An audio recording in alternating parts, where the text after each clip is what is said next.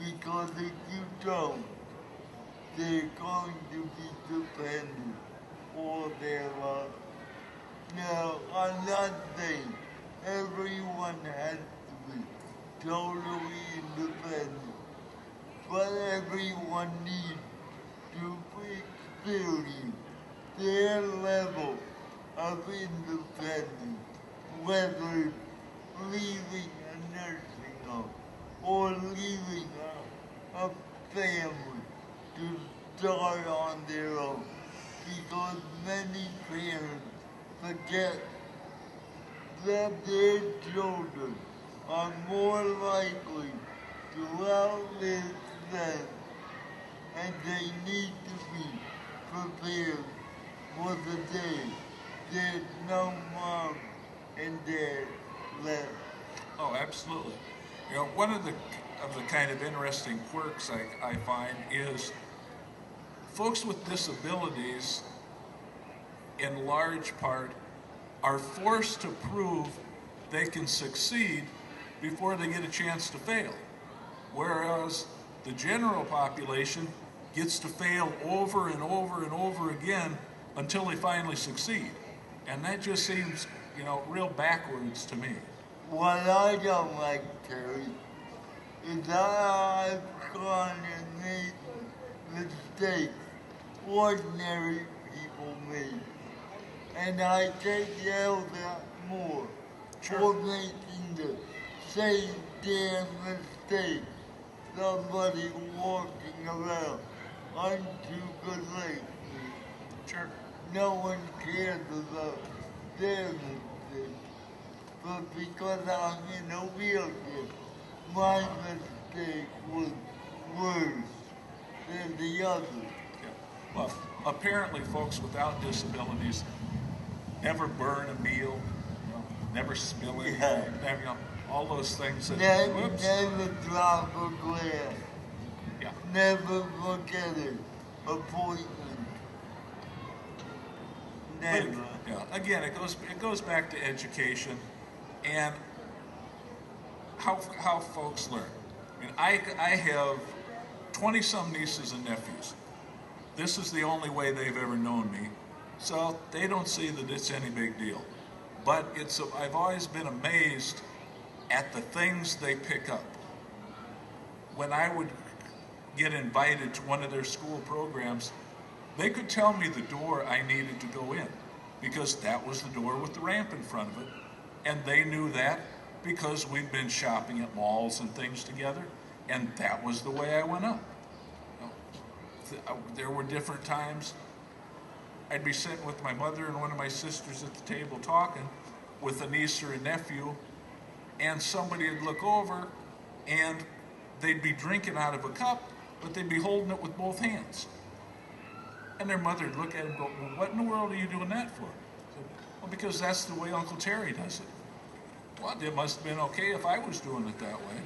So that, you know, and it always bothers me when I'm out in public and a little kid will ask you something, and they don't ask questions because they're trying to be nasty.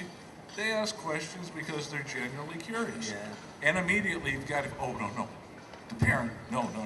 Don't bother the nice man. Well, because of the tone, the kid automatically picks up, there's something wrong here. For some reason, I shouldn't be talking to him. Let kids talk. That's how they pick up stuff. You know? I've got a niece who thinks I know everybody in a wheelchair in the world because everybody she meets in a wheelchair, she starts talking about and starts talking to them about me. Well, you know, that's the way kids learn. And I don't know about Terry, but the only reason I'm here today, 63 years ago, is because I had the guts to leave home at the age of 22 and never went back. Because I grew up with a broken family, which blamed their problems because I had a disability. So whatever you people do, when you're involved with people disabilities. Respect their ability. Don't be so free and easy with the criticism. That all comes out easy because you can do it easier than we can. Hello everybody, I'm Austin Snell. I'm here representing people discussing mental illness as also a disability.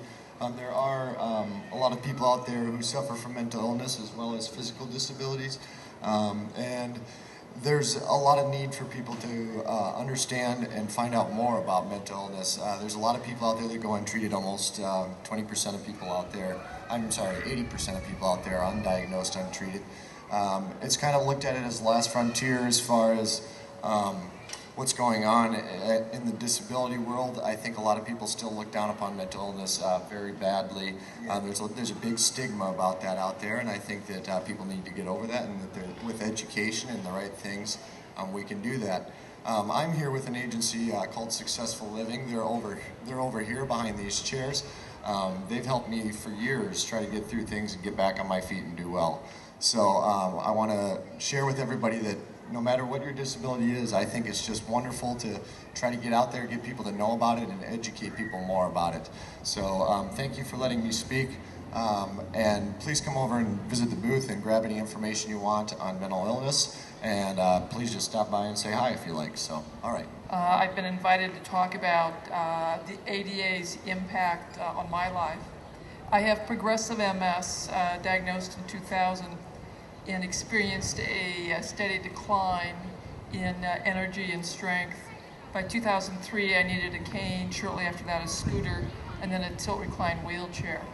Now, I was very fortunate because the ADA had been around for many years, and so the VA and the university were extraordinarily flexible, helping me redesign my job, as I needed first a wheelchair and then needed to get a different kind of chair because sitting had become so difficult. Then I had 4 more years of continued decline, and then at that point something really quite marvelous happened. I ended up using very intensive nutrition, electrical stimulation, and came back to the walking world to the point that, yes, this is really quite heroic. It's totally transformed how I think about disease and health. It's also transformed how I practice medicine. I'm sure many of us realize that there has been an explosion of medical costs every year, but that's really because there's been an explosion of chronic diseases every year. In 2005, we had 9 million with heart disease, 22 million with active cancers, and 24 million with autoimmune diseases, and multiple sclerosis is one of those autoimmune diseases. Every 10 years, we are seeing a 400% increase in the rate of autoimmune disease. We now see children who have severe hypertension, obesity, diabetes type 2, and multiple sclerosis.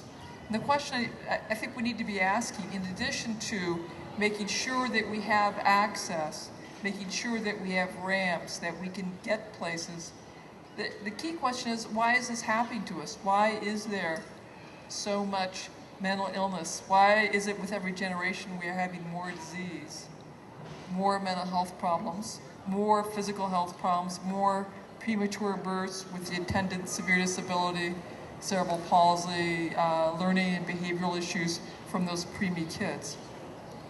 Now, I think part of that question has to do with the toxins we've introduced into our environment. The other part has to do with how Americans have come to eat. You can sort of think about, we know about corn in Iowa. If you take a bag of seed corn, you plant half of it in the good black Iowa dirt with some fertilizer. The other half you plant in a trash heap, don't bother fertilizing it, come back in the fall to harvest those 2 fields of corn. That black dirt corn's going to have a bumper crop. It'll look beautiful. The trash heap corn's going to be yellow, stunted, sickly. They'll be covered with smut or fungus, and there'll be very few even nubbins of corn.